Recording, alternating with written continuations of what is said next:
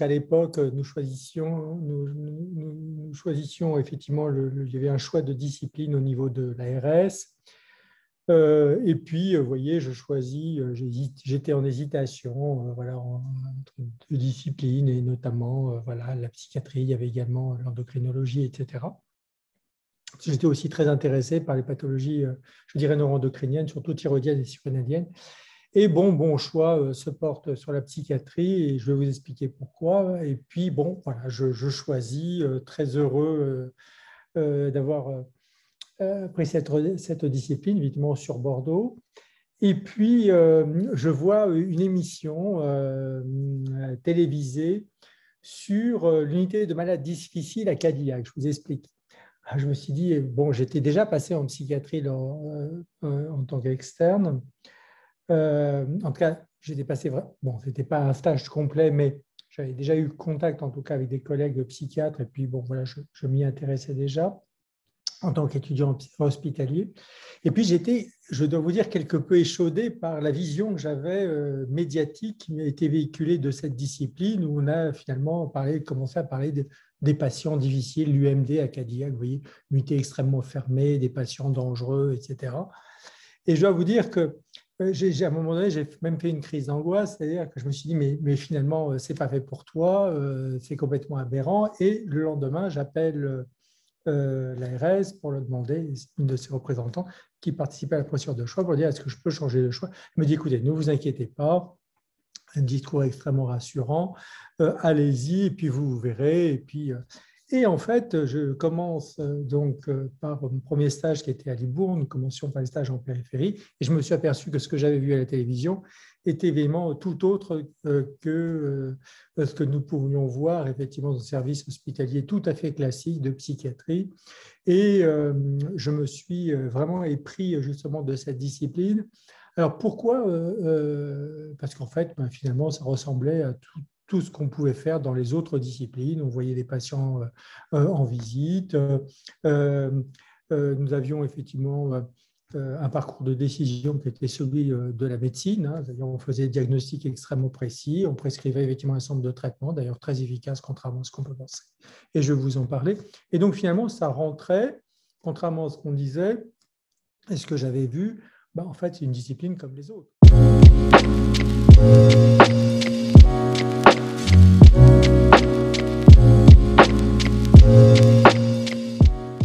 Eh bien, parce que c'est essentiellement une discipline clinique.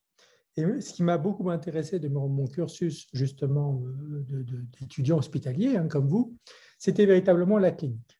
La clinique, la sémiologie. J'étais vraiment très, très attiré par la clinique, la sémiologie, dans toutes les disciplines, hein, pas uniquement la psychiatrie, bon, certes en psychiatrie, mais également dans d'autres disciplines. Et donc, c'est véritablement ce qui m'a attiré justement en psychiatrie, parce que finalement, bon, on n'a pas d'examen complémentaire à visée diagnostique. Nous avons des examens complémentaires dans le cadre de bilan, dans le cadre de la recherche, dans le cadre de l'évaluation d'effets secondaires potentiels des traitements que nous prescrivons, mais il n'y a pas de bilan biologique ou paraclinique qui vous permet de porter un diagnostic. Hein. Par exemple, si vous prenez le cas d'une hyperthyroïdie, bon, vous avez effectivement des signes très très clairs, des signes cliniques, mais en même temps, vous avez effectivement des signes biologiques, par exemple une TSH effectivement qui est quasiment indosable, etc. Donc, ça va vraiment considérablement plus. C'est véritablement ne pas pouvoir s'asseoir effectivement sur la biologie, si ce n'est, comme je vous le disais, à visée de recherche, mais là, nous en parlerons dans un deuxième temps. Voilà, on ne peut se fier qu'à son sens clinique. Et donc, c'est là où le rôle de médecin et de clinicien est exacerbé. Et ça, c'est vraiment un point extrêmement important. D'autre part, c'était aussi une discipline où on n'examine pas le patient à un instant T. C'est-à-dire, ce n'est pas vous examinez uniquement le patient que vous voyez, que vous avez vu ou que vous voyez aujourd'hui. Vous allez véritablement, parce que là, vous vous plantez, c'est-à-dire que vous allez essayer véritablement de reconstruire toute l'histoire du patient, son histoire, et notamment son histoire de vie, l'histoire neurodéveloppementale, les antécédents, etc., etc. Et ça, véritablement, c'est aussi tout un parcours qui me semblait aussi absolument passionnant. Hein. C'est véritablement essayer de reconstruire effectivement toute l'histoire du patient. Et ça, c'est vraiment un point qui m'a considérablement passionné, continue de me passionner dans cette discipline, notamment quand on essaye de regarder les choses d'un point de vue plutôt neurodéveloppemental, puisque je m'intéresse essentiellement aux pathologies anxieuses et dépressives. Donc ça, c'est vraiment quelque chose. Puis, autre part, contrairement à ce qu'on peut penser, notre discipline, notamment la discipline psychiatrie, est une discipline extrêmement précise. Contrairement à ce que peut penser, il n'y a pas d'à peu près. Justement, comme on ne peut pas s'appuyer sur les examens biologiques, ça veut dire que là, dans ce cas-là, vous devez véritablement connaître toute la sémiologie, toute la finesse sémiologique, toute la finesse clinique. Il vous faut être très précis. D'ailleurs, tant en sémiologie psychiatrique, puis ensuite, quand vous arriverez effectivement dans les années supérieures, vous allez voir que la psychiatrie, ce n'est pas de l'à peu près. C'est une sémiologie extrêmement fine et extrêmement précise, une terminologie extrêmement appropriée, on ne peut pas substituer un terme par un autre. On couvre aussi toute une série de pathologies extrêmement variées. Et ça aussi, c'est ce qui m'a beaucoup intéressé, c'est que finalement, vous pouvez aussi couvrir, vous avez des pathologies, je dirais, anxieuses, hein, voilà, par exemple des sujets qui font des attaques de panique répétées, qui peuvent éviter effectivement un certain nombre de situations, l'anxiété sociale. Vous allez couvrir effectivement donc tout un panel justement de troubles qui très très large. Vous avez des pathologies anxieuses, aux troubles de l'humeur, hein, le trouble bipolaire de l'humeur, la dépression, bien évidemment tous les troubles psychotiques avec les schizophrénies. Évidemment, ce sont des tableaux qui sont totalement différents. Vous allez également avoir le trouble obsessionnel compulsif, hein, qui est maintenant indépendant effectivement, des troubles anxieux, les troubles de stress post-traumatique, etc. Vous allez couvrir toute une série de pathologies. Vous allez voir que effectivement, le tableau clinique est décrit très précisément, mais est aussi très différent d'une pathologie à l'autre. Et c'est cette variété, cette grande richesse justement clinique qui m'a fait justement apprécier et beaucoup aimer justement cette discipline. Hein, ça, c'est vraiment un point important. Puis vous allez voir aussi que eh bien, la symptomatologie, on retrouve toujours au sein de chaque pathologie une symptomatologie corps, bien évidemment, mais on s'aperçoit qu'il y a aussi des finesses sémiologiques selon les patients. Vraiment, cette clinique est d'une très, très grande richesse. Et pour un médecin, je dois vous dire que vous savez exactement ce que veut dire l'apprentissage de la sémiologie et l'apprentissage de la clinique. Ça, c'est vraiment un élément absolument central et crucial. D'autre part, comme je vous le disais, je me permets d'insister sur le fait que c'est non seulement une discipline clinique, mais c'est aussi une discipline justement extrêmement précise, de par certes la clinique, mais également de par la thérapeutique. Ne croyez pas que la psychiatrie, on prescrit comme ça, voilà, un peu au pifomètre, etc. Nous avons des recommandations comme dans les autres disciplines et justement, il est très important de pouvoir les respecter au quotidien. Ça, c'est vraiment un point extrêmement important. Nous avons des recommandations. Nous avons aussi, au-delà de ces recommandations, des traitements efficaces. Hein. Moi, je dois vous dire que justement, je suis spécialiste des pathologies anxieuses et dépressives. Je coordonne le réseau national dépression résistante en France. Je suis en interaction avec les réseaux internationaux, etc. Je dois vous dire que, par exemple, dans le cas des pathologies anxieuses et dépressives, dans 2/3 des cas, les patients recouvrent leur vie normale. D'ailleurs, je dois vous dire que c'est probablement l'une des rares disciplines, hein, contrairement à ce qu'on peut penser, justement, par exemple, dans le cas des pathologies anxieuses et dépressives, où on a autant d'efficacité. Hein, donc, ce n'est pas dès que vous êtes atteint d'une pathologie psychiatrique, que vous êtes incurable et que vous allez finir à l'hôpital psychiatrique dans une chambre toute votre vie. Ce n'est pas ça du tout. Hein, et c'est pour ça que je me permets juste d'attirer votre attention, parce qu'on fait aussi partie de l'une des rares spécialités où on va vous montrer les choses les pires. C'est-à-dire, on va vous montrer les patients, malheureusement, qui parfois voilà, peuvent être hétéroagressifs, bien évidemment, ou agressifs. On va vous montrer les urgences où on attache les patients. On va vous montrer, justement, comme moi j'ai été exposé, mon premier regard sur la psychiatrie, en tout cas de façon plus rapprochée, c'était à travers un reportage un soir sur l'unité de malades difficiles. C'est très rare. Hein. D'ailleurs, je vous invite durant votre cursus à venir en psychiatrie et vous allez voir que tout ce qu'on vous montre à la télévision n'est pas du tout, correspond pas du tout à notre pratique, loin de là. Loin de là, loin de là, loin de là. Ça, c'est vraiment un point extrêmement important. On a des traitements extrêmement efficaces et ça m'a quand même beaucoup plu, hein, parce qu'on est quand même médecin, donc l'objectif, c'est quand même effectivement d'avoir des traitements efficaces. Alors effectivement, je dirais, ce qui contraste avec les autres disciplines médicales, c'est qu'effectivement, nous n'avons pas d'examen biologique et donc effectivement, seul ce sens clinique.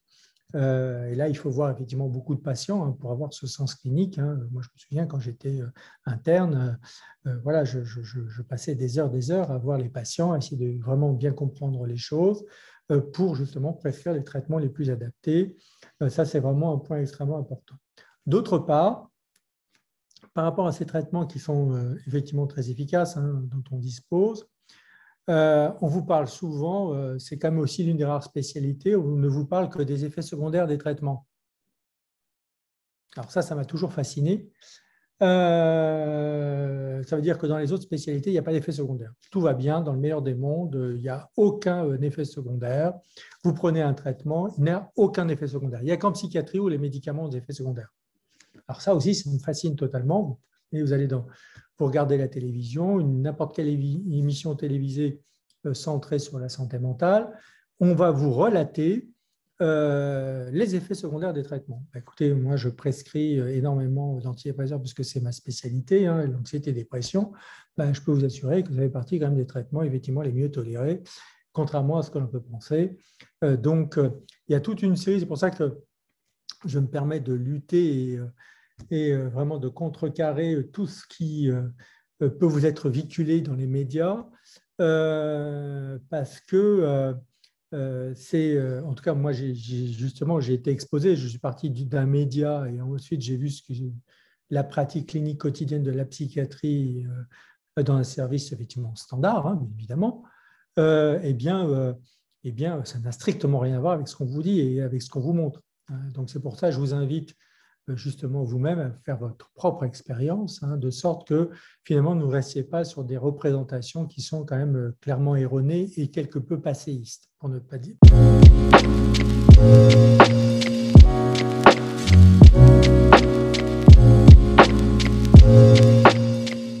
avez une pratique qui va être ultra spécialisée ou une pratique de surspécialité. Hein, par exemple, je prends mon exemple, voilà, moi, depuis, je suis chef de clinique avec mon maître, le professeur Tignol.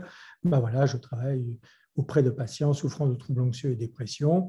Par exemple, le professeur Hélène Verdoux, le professeur Marie Tournier sont plutôt spécialistes des schizophrénies, du trouble bipolaire. Le professeur Marc Oriacon a une très grande expérience et le professeur Mélina Fatsias sont des spécialistes d'addiction. Voilà. Il y a également nos collègues pédopsychiatres, pour ne citer que le professeur Manuel Bouvard, qui est un des très, très grands spécialistes, en tout cas national et international, justement, du TADA, hein, c'est-à-dire le trouble déficit attentionnel et hyperactivité. Voilà, il y a également des collaborateurs qui travaillent également sur les troubles du neurodéveloppement et notamment l'autisme. Bon, vous voyez, on peut avoir tout à fait une pratique, je dirais, du surspécialité, comme par exemple, vous pouvez avoir en cardiologie, vous avez des spécialistes qui sont des spécialistes justement de l'hypertension, des spécialistes des cardiopathies ischémiques, hein, bien évidemment, de la rythmologie, comme en neurologie, ou des spécialistes de l'épilepsie, la sclérose en plaques, les AVC, les pathologies neurologiques liées aux mouvements anormaux. On peut avoir en psychiatrie une pratique en lien avec une surspécialité. Hein, voilà, je vous l'ai cité. Donc, ça ne tranche pas par rapport aux autres disciplines médicales, loin de là. Vous pouvez aussi avoir une pratique qui est plus celle d'un psychiatre, voilà, de psychiatrie générale, que ce soit à l'hôpital ou parfois effectivement dans le privé, comme un peu, je dirais, vous pouvez avoir dans les services de psychiatrie, dans les services de médecine, justement des hôpitaux périphériques. Hein, voilà, tout le monde n'est pas spécialiste de l'épilepsie, tout le monde n'est pas spécialiste de l'arythmologie. Vous avez des cardiologues, une activité, je dirais, plus généraliste, ce qui, évidemment, n'enlève rien à leurs compétences, loin de là, bien évidemment. Donc, ça, c'est aussi un point important. Au-delà de la précision de la clinique, et c'est comme une discipline très clinique, la diversité justement des pathologies qu'elle couvre, il y a aussi la diversité des pratiques, et notamment deux versants très importants, celle de la surspécialité, qui est plutôt, je dirais, l'apanage des hospitalo-universitaires le plus souvent. Et puis ensuite, effectivement, quand on est praticien hospitalier, évidemment de façon tout à fait honorable, on peut aussi faire de la psychiatrie générale, comme dans les autres spécialités.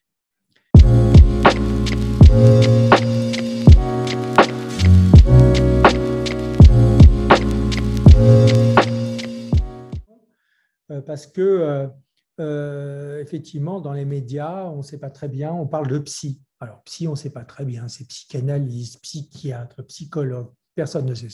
Hein, non. On peut se former justement à certaines techniques psychothérapiques, bien évidemment, et les techniques psychothérapiques dont l'efficacité est prouvée, ben voilà, vous en avez un certain nombre. Vous avez la thérapie cognitive et comportementale, la thérapie interpersonnelle, ça s'appelle mindfulness, hein, donc la thérapie de pleine conscience, etc. Donc vous avez effectivement un certain nombre de thérapies. Vous pouvez vous former justement à ces psychothérapies.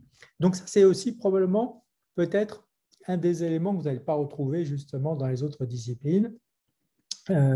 Et en tout cas, justement en psychiatrie, eh bien, au-delà de la prescription des médicaments, qui sont vraiment très importants, très efficaces, vous pouvez également vous former justement à un type de psychothérapie et en être maître et l'exercer dans votre pratique clinique quotidienne, hein, bien évidemment. Donc ça, c'est vraiment aussi un élément extrêmement important. C'est aussi cette richesse justement des pratiques. Vous pouvez être un médecin prescripteur, un psychiatre prescripteur, hein, bien évidemment. Et puis, vous avez aussi des psychiatres qui ont plutôt une vocation de psychothérapeute. Alors, bien évidemment, psychothérapeute ne veut pas dire que vous êtes psychanalyste, hein, pas du tout. Hein, ça n'a rien à voir, hein, bien évidemment.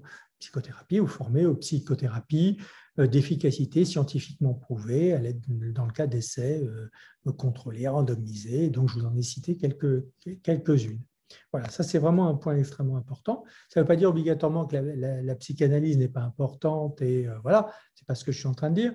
Mais en tout cas, la seule chose que je peux vous dire, c'est ce qu'il faut essayer de bien comprendre, c'est que quand vous faites de la quand vous pratiquez la psychothérapie, ça veut dire obligatoirement que vous êtes psychanalyste. Hein. Le psychanalyste, il se forme, voilà. Les psychanalystes ne sont pas obligatoirement psychiatres, loin de là. Hein, bien évidemment, il y en a, mais ce n'est pas obligatoirement le cas le plus fréquent, hein, contrairement à ce qu'on peut penser.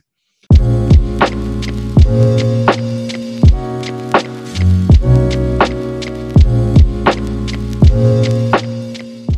élément assez déterminant dans mon choix, parce que j'étais aussi très intéressé par la recherche, puis comme je vous dis, j'avais quand même aussi une appétence pour la neuroendocrinologie, le fonctionnement cérébral, la connaissance des mécanismes d'action des médicaments. J'étais aussi très intéressé justement par la pharmacologie, puisque j'avais eu l'occasion justement de faire ce qu'on appelait à l'époque un certificat, maintenant une UR de Master 1 justement en pharmacologie générale.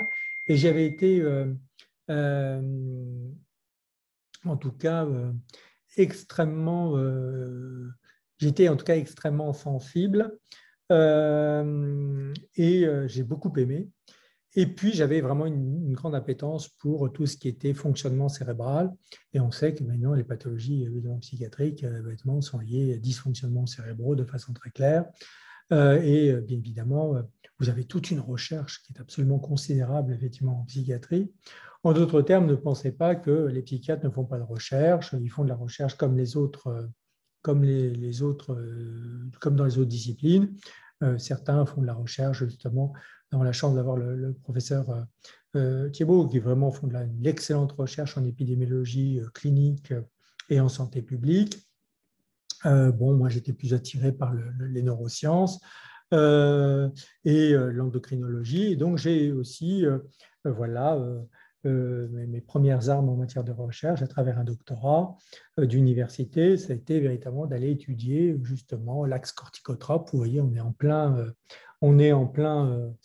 endocrinologie, neuroendocrinologie, par exemple chez les patients qui souffraient d'addiction. Voilà. Bon, j'ai fait ça dans un très très bon laboratoire, à la fois bordelais et en même temps à New York. Et puis, voilà, j'ai vraiment aussi côtoyé des collègues absolument remarquables qui étaient le professeur Gay et le professeur Burbeau, hein, qui représentent la neurophysiologie sur Bordeaux. Et j'ai pu les côtoyer justement parce que j'étais aussi très intéressé par voilà, les fonctions cognitives, les fonctions exécutives et les dysfonctionnements fronto-sous-corticaux en lien avec ces dysfonctionnements exécutifs que l'on peut observer dans un certain nombre de pathologies psychiatriques. Et puis voilà, j'étais très intéressé par la neuroendocrinologie, la neuroimmunologie, et c'est d'ailleurs comme ça que voilà, je travaille dans un laboratoire où on s'occupe essentiellement de psychoneuroimmunologie, bien évidemment, en lien avec le cortisol, l'activité de la corticotrope, etc. Dans le cas d'une pathologie psychiatrique que j'affectionne tout particulièrement, qui est la dépression. Donc, ne pensez pas qu'en psychiatrie, on ne peut pas faire de recherche, qu'il n'y a pas de recherche en psychiatrie. Hein, je vous ai dit, il y a effectivement deux grands courants, hein, voilà, deux grands espaces en tout cas de recherche en psychiatrie, que sont d'une part l'épidémiologie, par exemple le professeur Hélène Verdoux, le professeur Marie Tournier, le professeur Thédric Galera émarge justement au sein d'un des meilleurs laboratoires en France, en tout cas d'épidémiologie.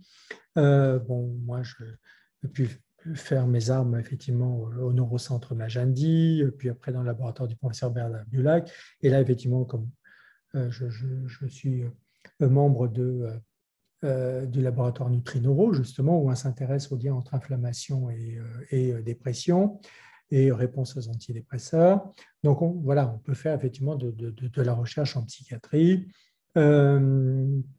contrairement à ce qu'on peut penser. Et puis, ne pensez pas également que les psychiatres ne publient pas dans de très bons journaux scientifiques. Voilà, bon, moi, j'ai eu la chance de publier dans le New England, Journal of Medicine. Évidemment, je n'étais pas seul, hein, bien évidemment. Nous étions assez nombreux, mais maintenant, pour pouvoir publier dans ce type de journaux, il faut aussi, bien évidemment, avoir des cohortes de patients. Et ces cohortes de patients, malheureusement, nous ne les avons pas comme ça. On ne peut pas fonctionner de façon isolée et seule. Ça veut dire qu'il faut travailler au sein de réseaux. Donc voilà, j'ai pu en tout cas être co-auteur d'une publication dans le New England. Voilà, tout ceci pour vous dire, non pas pour me vanter, parce que je ne suis pas, ça n'a rien à voir, mais pour vous dire que voilà, la psychiatrie peut aussi vous donner un certain nombre de débouchés sur le plan de la recherche de façon très claire.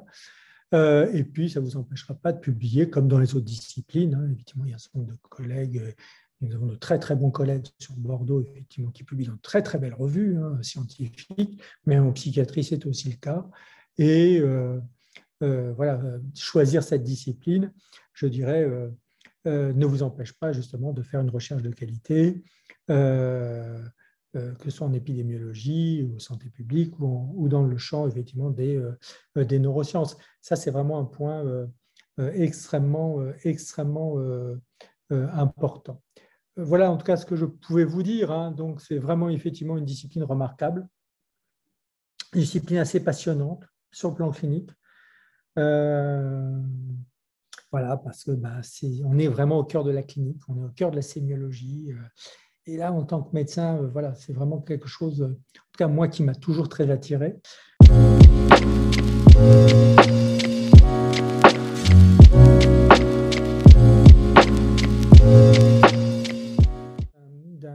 D'un professeur que j'avais eu de neurologie qui examinait le patient.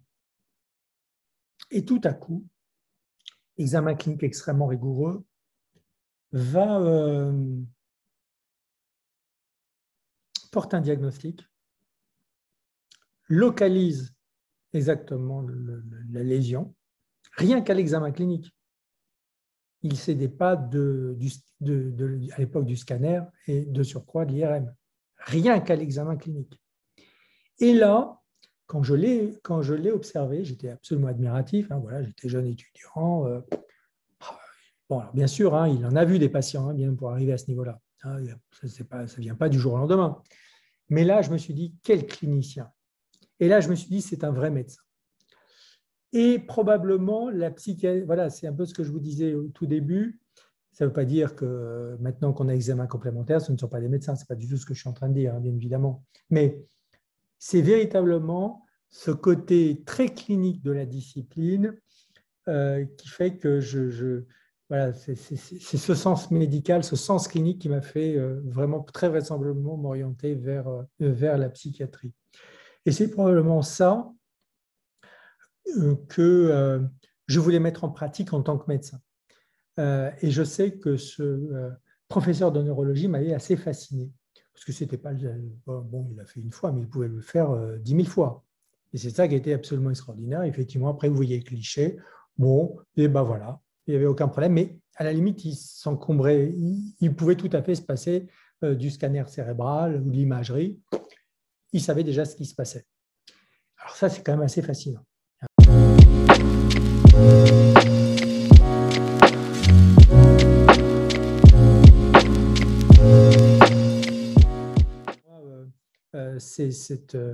C'est une discipline remarquable que je vous invite véritablement à explorer par vous-même, en vous détachant justement des représentations qui sont malheureusement issues des médias et qui sont clairement erronées.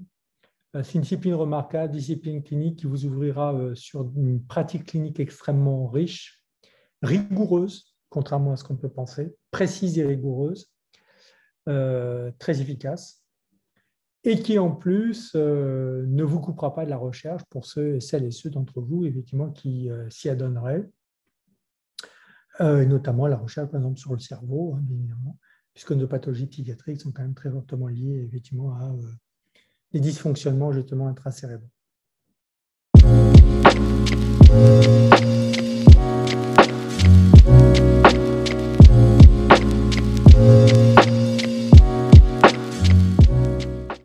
Alors bon, je suis HU, donc c'est un peu… écoutez, le matin, je vois, dès que j'arrive, je vois des patients en consultation. Ensuite, donc des patients, effectivement, parfois ce sont des patients qui me sont adressés directement. Voilà, des patients que je ne connais pas. Puis parfois, évidemment, je m'engage aussi dans une activité de suivi de certains patients, évidemment, lorsque cela s'avère nécessaire. Ce sont des patients qui sont vraiment très sévèrement déprimés, soit de façon chronique, soit qui peuvent aussi résister, malheureusement, parfois aux démarches thérapeutiques standards. Donc, il faut quand même être un peu expert, justement, pour prendre en charge ces patients. Puis ensuite, généralement, j'ai staff avec mes collaborateurs et mes collaboratrices, où là, on discute, les internes nous présentent tous les patients qu'ils voient et nous discutons diagnostic, clinique et en même temps, justement, des démarches thérapeutiques, de chacune démarche thérapeutique, effectivement en équipe. Les choses se font de façon tout à fait conviviale et ça se fait à peu près 3 fois par semaine sur 2 heures, 2 heures de travail, donc 2 fois 3 heures.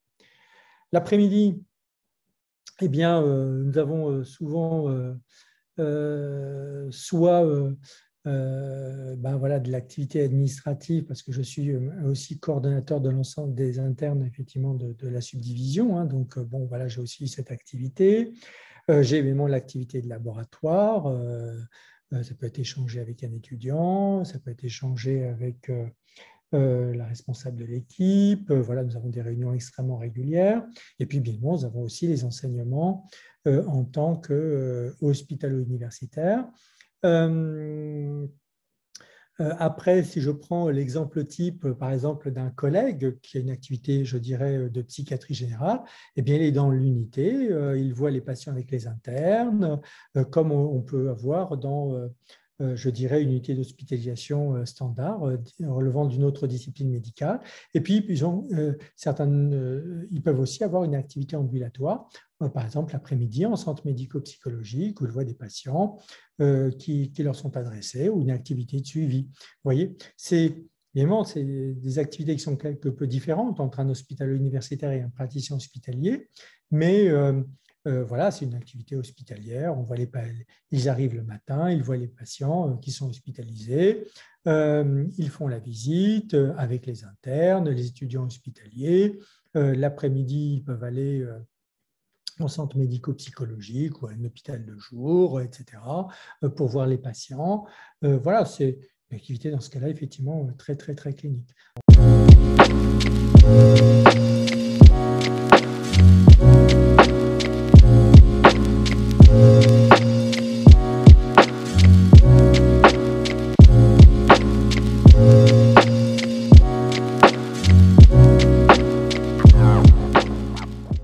Eh bien, non. Alors, bon, sauf parfois lorsqu'il s'agit de situations, ça ne peut m'arriver, hein, bien évidemment, de situations vraiment, bon, je ne vais pas décrire par discrétion, parce que ça peut être extrêmement douloureux. Mais non, pas du tout. Pas du tout, parce que il s'agit de patients extrêmement agréables et vraiment pour lesquels on a vraiment envie de tout donner, et de donner en tout cas beaucoup pour qu'ils aillent vraiment bien et au moins mieux, sinon très bien. Et puis je crois que le fait justement de traiter ces patients et traiter avec succès, finalement, ça a aussi un côté très renforçant.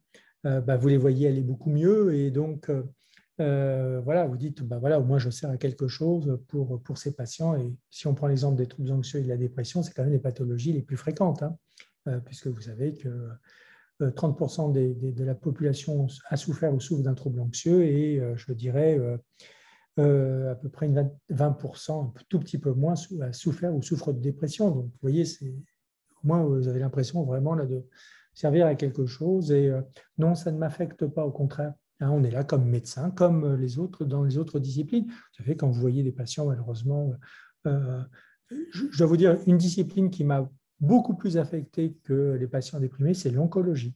J'y suis passé en tant qu'étudiant hospitalier, et je dois vous dire que j'étais beaucoup plus affecté et très, très affecté, et c'est pour ça que je n'aurais jamais pu faire cette discipline, parce que moralement, je trouvais ça extrêmement douloureux. Puis vous savez, dans d'autres éléments, disciplines, par exemple la neurologie, lorsqu'on a des pathologies neurodégénératives, vous savez, c'est pas du tout facile, hein, là aussi. Donc, non, c'est pas parce qu'on voit des patients anxieux et déprimés que tout à coup, ça peut nous affecter. Non, on est médecin, on est là pour les aider et on garde ce rôle de médecin, bien évidemment.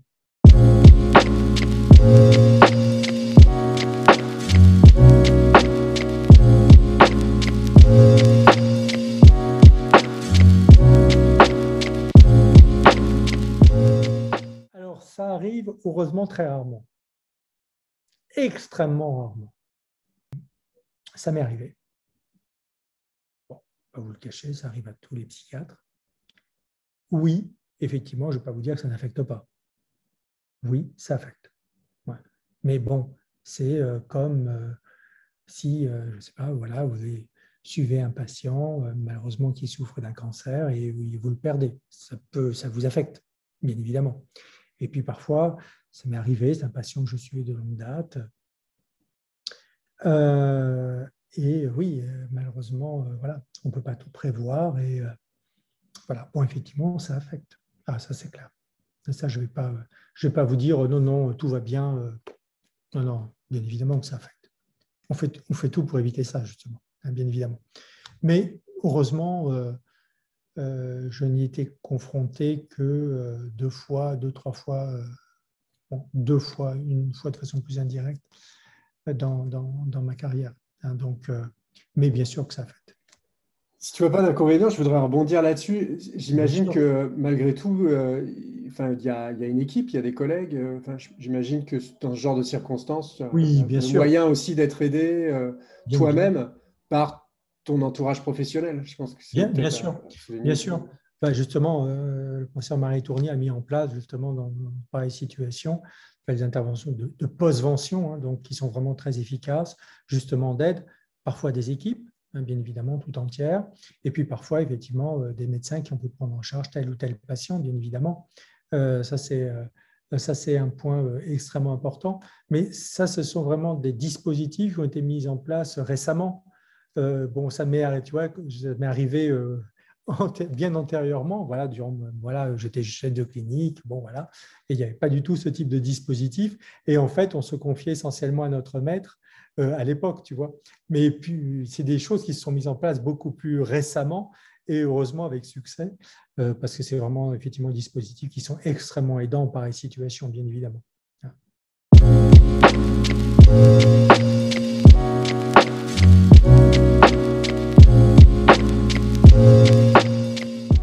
Bonne soirée, je vous remercie en tout cas infiniment pour votre attention et je vous souhaite portez-vous bien, une excellente continuation.